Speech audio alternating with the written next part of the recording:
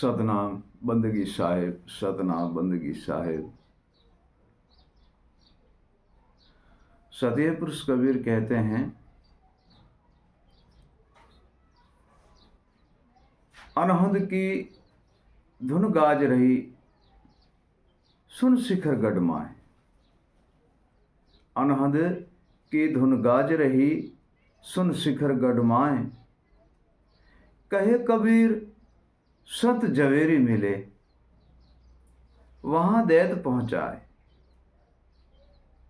हे प्रिय सज्जनों, अनहाद गूंज है जो गूंजती है सुन शिखरगढ़ में, गगन मंडल से ऊपर सुन शिखरगढ़ में। गुरु सदगुरुदेव पूरा जवेरी मिले, पारखी गुरु जवेरी मिले, विवेकी गुरु मिले। हे प्रिय सज्जनों, जवेरी और पारखू विवेकी गुरु मिले तब उसी वस्तु की, उसी जगह की, उसी आश्रम की, उसी द्वारे की प्राप्ति कराते हैं और एक पल में ही सर्व बंधन से मुक्त कर देते हैं। एक पल में ही सर्व बंधन से मुक्त कर देते हैं। प्रिय सज्जनों, सदगुरुदेव ऐसा कृपालु है, ऐसा बड़ा ही दयालु है। इसी आकाश लोक के अंदर, इसी आकाश लोक के अंदर जो भी अशुभ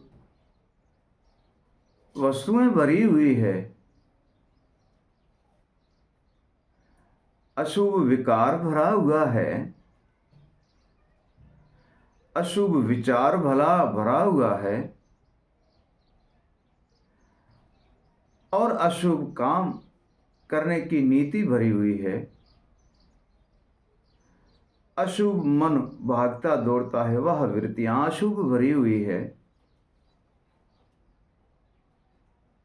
और अशुभ सोच समझ और बुद्धि भरी हुई है।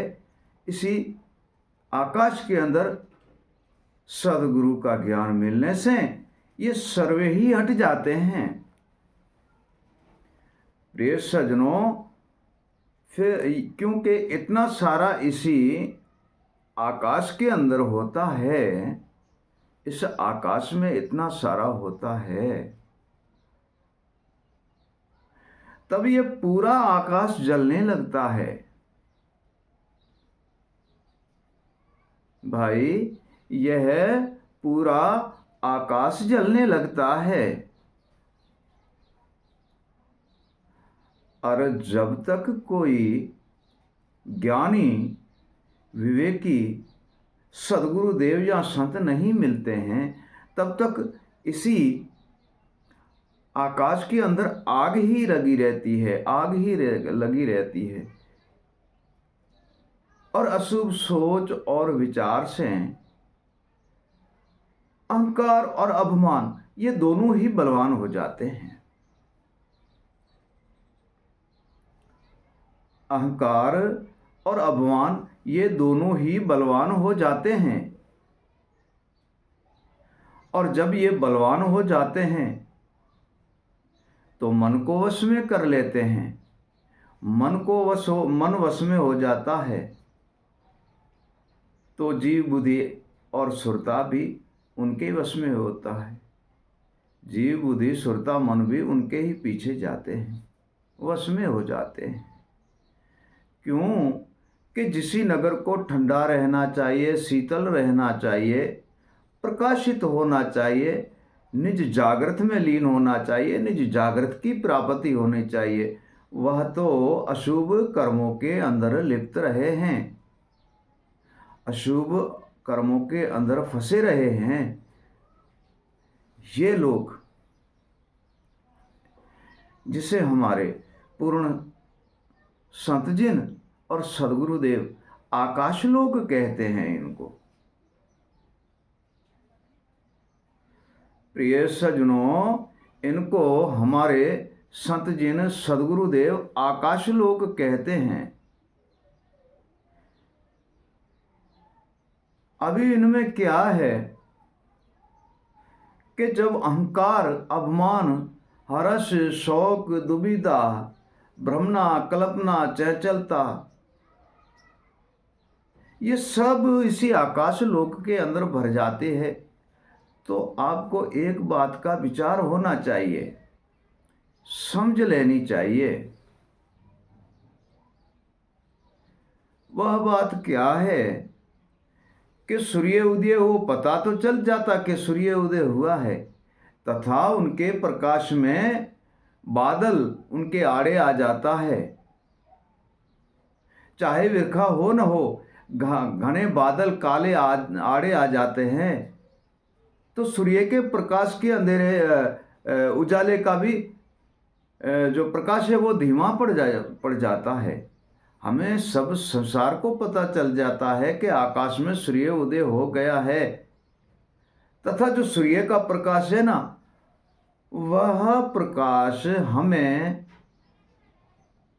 धीमा नजर आता है। इतना प्रकाश तेज नहीं आएगा जो किरण के द्वारा आता है, क्योंकि किरणें तो वह बादल के ओले छिप जाती है और बादल उनके सामने आ जाता है, तो उसका प्रकाश धीमा हो जाता है। हे प्रिय सज्जनों, ठीक वैसे ये अहंकार, अभिमान, लोभ, मोह, हर्ष और शोक, दुविधा और भ्रमना हमारे इसी आकाश लोक में आ जाते हैं, तो मन, बुद्धि, जीव, आत्मा, सुरता कोई काम नहीं कर सकते हैं। क्यों नहीं कर सकते? कि मन उनमें लिपट जाता है और हमारी बुद्धि, सोच और विचार यहाँ से उत्पन्न हुए और यहाँ ये सारे ही इधर बैठे हुए इन जगह में, तो वो जाएंगे कहाँ? फिर तो महात्मा जी कहते हैं ना कि भ्रम की भींत पड़ी घट भीतर और भरा है भ्रम अंधेरा। भ्रम की भींत पड़ी घट अंदर भरा है भ्रम अंधेरा, कहे कबीर चेतावे नर सूरमा, तां पर जाऊं बलहारा। प्रिय सज्जनों, ये सारा ही ब्रह्मांड हमारा भरा हुआ है।